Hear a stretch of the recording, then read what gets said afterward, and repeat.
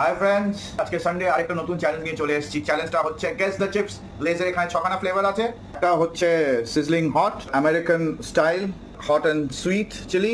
এটা হচ্ছে magic masala, classic salted আর চিলি লেমন। আমি ব্লাইন্ড ফোল্ডেড থাকবো আর আমাকে গেস করতে হবে কোনটা কি ফ্লেভার। চলুন স্টার্ট।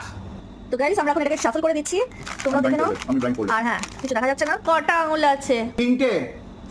স্টার্ট। চলো একটা প্যাকেট দাও। অতগুলো খেয়ে নিল।